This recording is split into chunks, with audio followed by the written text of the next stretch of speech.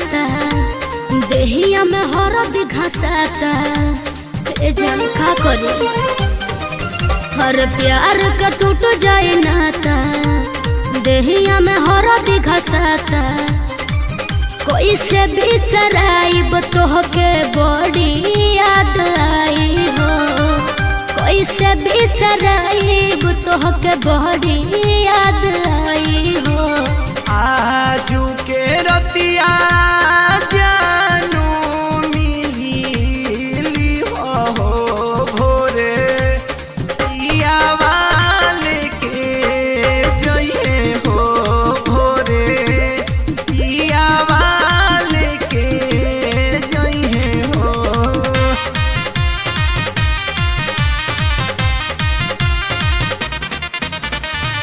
Divyansh studio Ara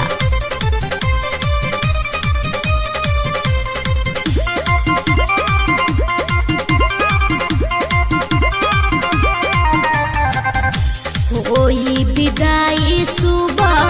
होते भोर हरिया चुमली हो गलिया देखो भरी नजरिया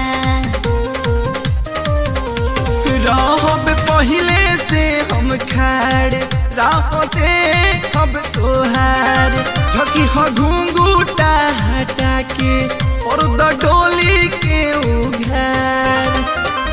तोहरे सुरतिया लौकी जब दहिया छुइए हो तोहरे सुरतिया लौकी जब दहिया छुइए हो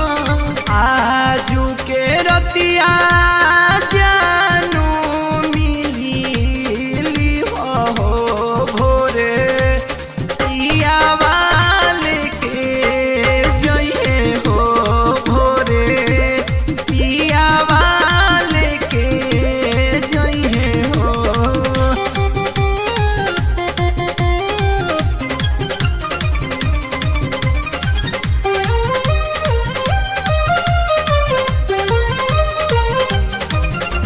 नीचे सलाह गलबा